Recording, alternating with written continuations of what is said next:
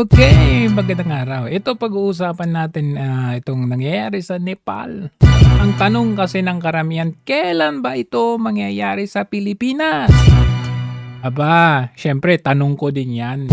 Pero kung ako ang sasagot diyan, ang sasabihin ko, malabo. Sorry, not to disappoint most of you guys, but I do kung ako man ang masusunod, gusto kong mangyari sa Pilipinas ito.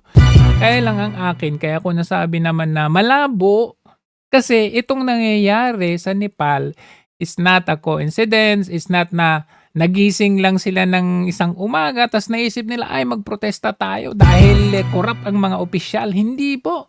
Ito po sa aking palagay, sa aking mga research at naiisip, ito po ay planado. Planado na po ito ng no other than who?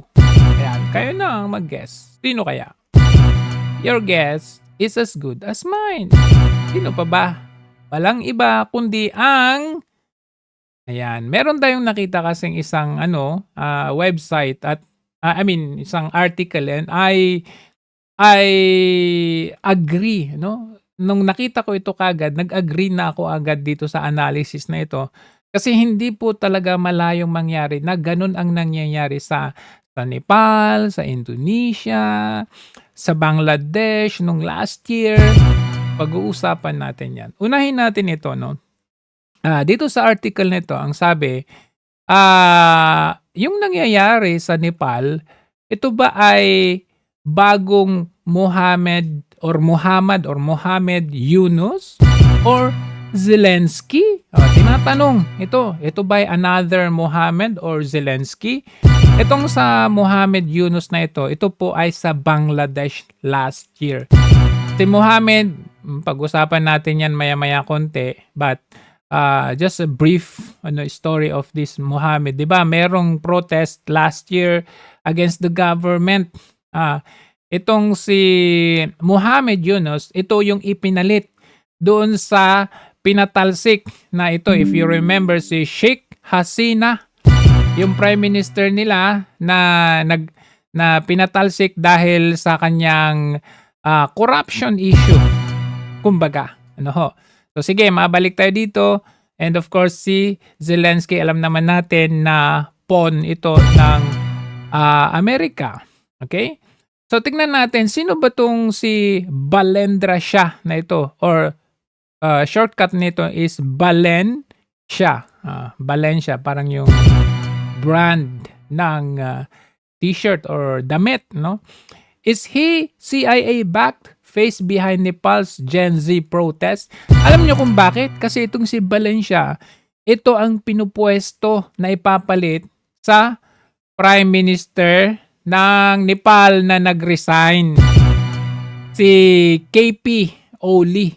'Di ba? So ito, nakita natin, ang larawan na ito si Valencia together with the US diplomats, mga ayan, CIA, ayan, may meeting si Valencia with CIA. So, I mean, taking it from the picture itself, tila baga merong something dito, no?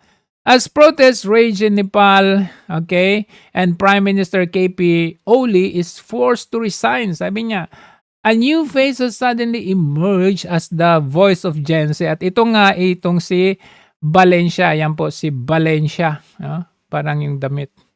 The rapper, dito po ay dating rapper, magaling na rapper, tapos naging mayor ng Kathmandu. Ang Kathmandu ay yung capital city ng Nepal. Ayan. So, ganun kabilis ang nangyari. Itong si Valencia ay nagkaroon ng meeting. Nakitaan na ka-meeting niya ang mga US ambassadors at yung mga CIA last year, that was 2024. So sabi dito, is Nepal about to witness its own Zelensky moment? With an American-backed leader being groomed to replace China's leaning communist government. Bakit kamo? Ito kasing si KP Oli, ito po ay miyembro ng CPP. Which alam natin na ang CPP ay ang China. Ang CPP kasi, ang Communist Party kasi, meron niyang mga ano, may mga miyembro-miyembro 'yan sa iba't ibang bahagi ng mundo natin at isa diyan ay itong si, Nepali Prime Minister na si KP Oli. Itong si KP Oli ay pro-China. So diyan pa lang makikita natin, makukuha natin ng konteksto kung bakit nangyayari ang protesta diyan sa Nepal ngayon. Siya po, itong si KP Oli na nag-resign ay isang pro-China, heavily pro-China at anti-US. Nag-uugat ang kanilang protesta with this, nagpapanukala kasi itong si KP Oli na i-ban ang social media. Nagalit ang mga Gen Z. Abay, hindi pwede yan. Kasi alam naman natin, pag communist ka, just like China, bawal ang social media doon. May social media sila doon, but it's China-based. China-oriented na social media. Alam naman natin pag China-oriented, medyo regulated yan ng todo. Communist kayo, diba? Although may freedom but is regulated. Merong hangganan ang lahat, kumbaga. Hindi po pwede lahat, kumbaga, pati yung paghuhubad mo ay social media mo, pagkain mo, kumbaga, regulated yan. So, ganun ang ikinagalit ng mga Gen Z. So, dyan pa lang nakita natin na he strengthened relations with China as an alternative to Nepal's traditional close ties with India. So, ibig sabihin kasi, alam naman natin ng India ay having a close ties with US. So, kung titignan natin ang geographical locations, ang mga geographical locations natin, makikita natin dito kung sino-sino dito ang pro-US, pro-China. So dito makikita natin na unti-unting ang US kasi unti-unti silang gumagalaw para ang mga bawat bansa ay pumanig sa kanila. And of course nakita natin Taiwan, okay, Japan, South Korea, ayan. Pilipinas, ayan. So nakita natin, kaya itong mga nangyayaring gulo-gulo sa buong mundo ay hindi po yan coincidental lang. Yan po ay instigated and started. Kumbaga ito po ay, kumbaga meron taga-saboy ng gaas para magkaroon ng war. Kung maalala natin, dito sa Thailand at Cambodia, meron silang border war conflict as hanggang ngayon ay nangyayari po ito. So kasi itong Cambodia, ganito kasi yung style ng US Kung makikinikinita nila na ikaw ay pro-China, threat kasi sa kanila ang China. Kung makikinikinita nila na ikaw ay pro-China, gigirain ka nila. Whatever ways they can do, gagawa sila ng proxy war just like the Russian-Ukraine war. Ganun, Israel-Gaza-Palestinian war. Ganun ang gagawin nila, magugulo ang para magkakaroon ng regime change or whatever. Basta may kaguluhan, doon sila. So, ang Cambodia is leaning towards China. Ang Cambodia talagang pro-China yan. So, anong ginawa? Anong nangyari? Nag-instigate sila, gumawa sila ng friction. Kumbaga, 'di ba? Yung galang ginagawa nila sa Pilipinas na magkakaroon ng friction ang China Coast Guard or Navy at ng Philippine Navy. Nakita ninyo yung nagkaroon ng putulan ng daliri. Yun ang gusto nila, magkaroon ng giyera. Pero syempre mabait din hindi natuloy yung war na gusto nila. So nagkaroon ng friction ang Thailand at ang Cambodia dahilan upang nag-start ang kanilang war. Syempre hindi pa tatalo ang Thailand. Hindi rin patatalo ang Cambodia. Kaya sumabog at hanggang ngayon ay nagwa-war pa rin sila. So, sinong kawawa? Bawat mamamayan ng Thailand at mamamayan ng Cambodia. At yung Thailand Prime Minister na ito, tinanggal nila. Sinong nagtanggal? Di CIA. Sino pa ba, di ba? Tinanggal nila at pinalitan nila ng US leaning na leader. Kaya na-unseat itong ano nila, ng Thailand para ano kasi pinagbintangan na ito daw ay nakipag-usap sa Cambodia with regard to the Cambodian border conflict. So ganun po 'yan, hindi po ito pong nangyayari, hindi po ito coincidental lang. So 'yan, madako naman tayo sa Vietnam. Sa Vietnam walang problema dito, hindi i-issuehin ito ng Amerika kasi pro-US sila. So walang problema, walang issue, pro-US sila, 'di ba? Bakit mo paguguluhin 'yan? So dito naman sa Laos, I think Laos is wala silang ano, wala silang pipiliin. Bahala kayo diyan, parang gano'n ang Laos, but Laos is I think more on US, eh. Kaya basta more on US ka, hindi ka gagalawin, oh. Sa Myanmar gano'n din, wala din silang kibir, bahala kayo diyan, gano'n ang pangyayari diyan.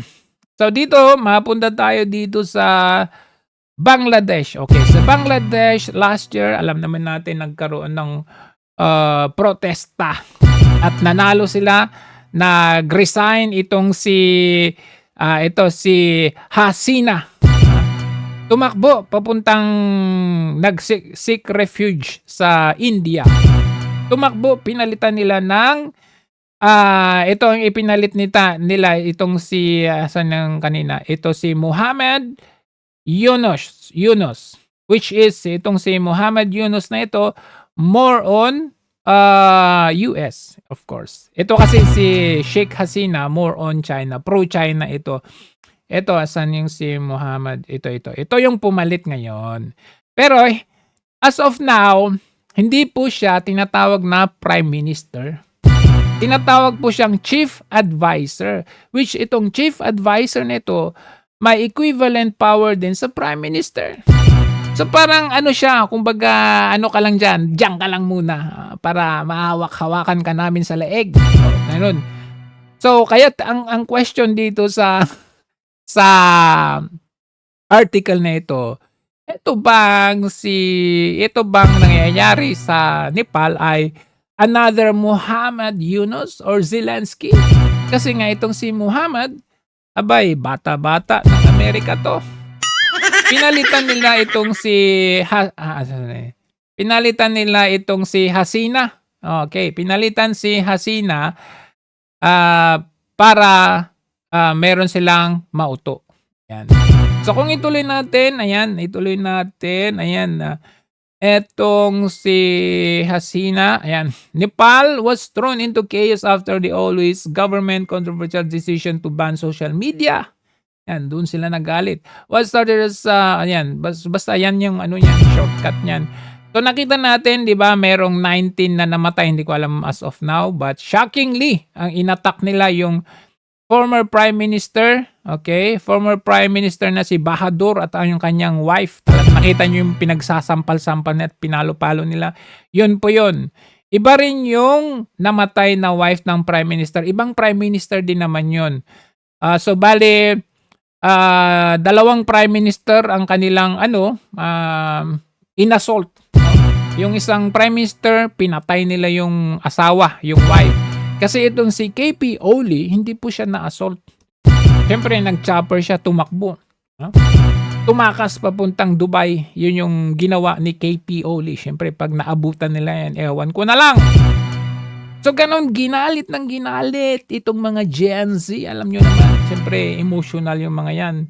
Eto, ang inyong leader ay isang corrupt. So, ang question dito, meron bang American connection ito? Kasi tingnan natin, what makes Shah's sudden rise particularly suspicious is his alleged closeness to American diplomats. Kasi noong 2024, minute niya itong ambassador to Nepal na si Dean Thompson. Saka yung US Consul General in Kolkata, yan sa a region critical to Washington, South Asia strategy. So very crucial at critical po ang Nepal. Kasi kung titignan natin, ayan sa kanilang mapa, ito po yung Nepal. Ayan. Ito po yung Nepal is parang na-sandwich ang Nepal ng China at ng India. At alam natin ng India ay leaning towards US. So gusto ng US, dapat ang Nepal, dapat US din kayo. So ito po ang nangyayari dahil ang current na nag-resign na Prime Minister ng Nepal ay talagang heavily pro-China. Kinailangan nilang mag-create ng friction para syempre ma-unseat itong si KP Oli, at ang ipinapalit nila ay walang iba kundi si Valencia. Ayan, ito nga pinapakita ko sa inyo. Itong si Valencia na mayor, currently mayor ng Kathmandu. So, sa akin to cut the story short, kung titingnan natin, hindi po ito coincidental lang. Kasi kung titingnan natin sa Indonesia din, no? Currently, hanggang ngayon, nagpo-protesta pa rin sa Indonesia. At ang kanilang gustong i-unseat ay itong si Prabowo. Na itong si Prabowo, your guess is as good as mine, leaning towards China din. So alam natin, if we try to connect the dots, lahat ng connected or leaning or gustong kumampi sa China, meron kinalalagyan. Ganun, as easy as that. Kagaya nito. Ganyan nangyayari. Ang Vietnam, walang problema kasi ang Vietnam ay pro-US. Ang Laos, ayan, ang Laos pala ay more on China din. Pero hindi ko alam kung anong ini-issue nila sa Laos. So, kung titingnan natin, no, ang tanong kasi natin, ayan, last year, Bangladesh, ngayong taon, Nepal, ayan. So, ang tanong kasi natin, kailan ba mangyayari sa Pilipinas ang nangyayari sa Indonesia, ang nangyayari sa Nepal? Kung ako inyong tatanungin, malabo. Bakit? Aba, tanungin ninyo, ang Pilipinas ba under this administration ay pro-China o pro-US? Ang sagot, pro-US. So, alangan naman magkikreate sila ng friction sa Pilipinas, napapakinabangan nila si Marcos Jr. If we try to go back to panahon ng kanyang tatay, initially, ang kanyang tatay ay pro-US. Kaya kaibigan niya si Ronald Reagan or ang US, di ba? Pero in the latter part, biglang umiiba ang stance ni Marcos Sr. Kaya, nag-create sila ng friction. At yun ang issue, kaya nangyari yung EDSA. Sa tingin ninyo, mangyayari ba yung ilang araw na nila dyan? Yung mga gamit nila, mga molotov at kung ano mga hindi po basta-basta na ang tawag nito, na ang rally ay masusustain mo for how many days? Hindi po basta-basta. Kailangan ng pera, kailangan ng kagamitan, at kailangan ng backup. At sinong backup? Di yung CIA, di yung Washington, Pentagon, Amerika. In short.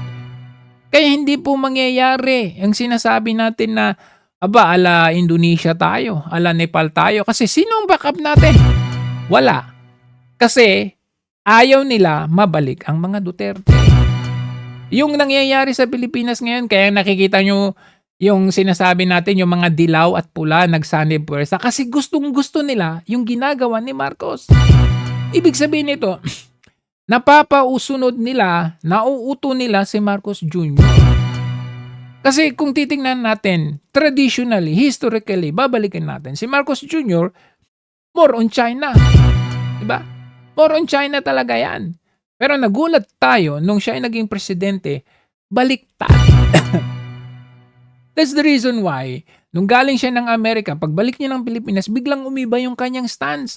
Naging anti-China na siya. It's because, siyempre, may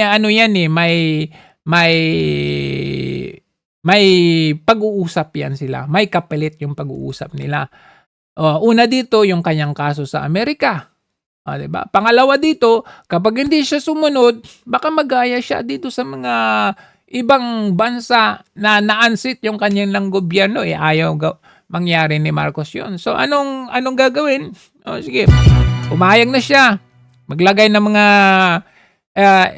EDCA bases sa Pilipinas, mga ganyan. So, malabo po na mangyayari yung ala Nepal, Indonesia, or Bangladesh sa Pilipinas.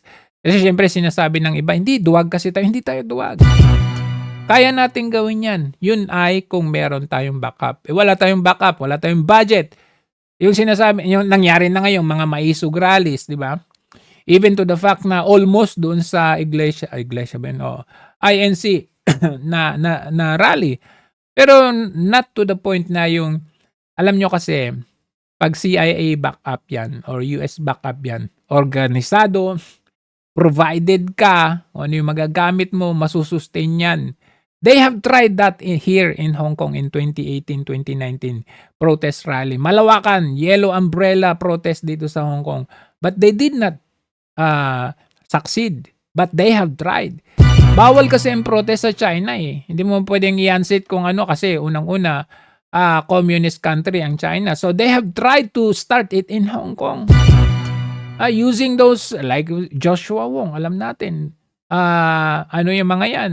Democrat leaning yung mga yan. Mga dilawan leaning yung mga yan.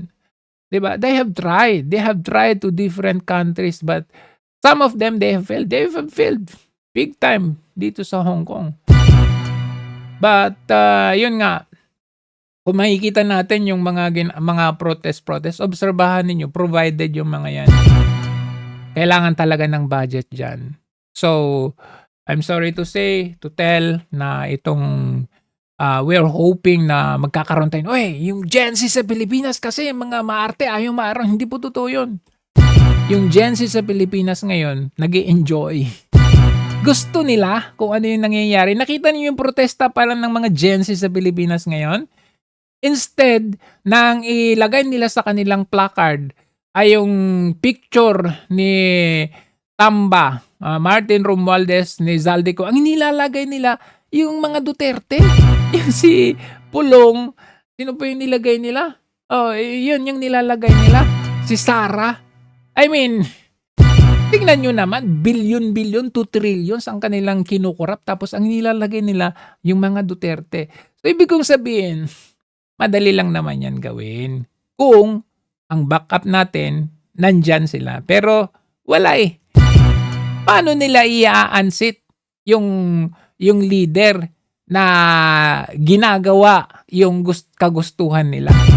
Hindi nila i-unseat yan. Hindi sila mag-organize ng protesta na para i-unseat ang gobyerno ngayon dahil nakikinabang sila, dahil nauuto, dahil puppet ang gobyerno ngayon. Puppet.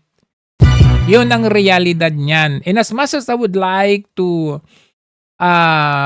appreciate what's going on in Nepal kasi ang tatapang nila, nagawa nilang i-unseat ang kurap nilang opisyal. Sabihin natin kurap yung si KP Oli. But if you try to dig deeper, KP Oli is pro-China, heavily pro-China. Diba? Ay, yung ipapalit ba nila dyan hindi kurap? Diba? Who is not corrupt? Tell me. Yung ipapalit, yung pinalit nila na si Cory, ano nangyari sa bansa natin? Ba sabi nila, ganito si Marcos, ganito ganyan. Yung pinalit nila, anong nangyari? Gumanda ba yung buhay natin? Hindi. So kahit mag-unseat sila na mag-unseat nila dyan, it is not because of corruption. It is because the people, the group behind this, or the country behind this unrest sa mga bansa-bansa natin, meron silang interest. Yun lang ang tandaan natin.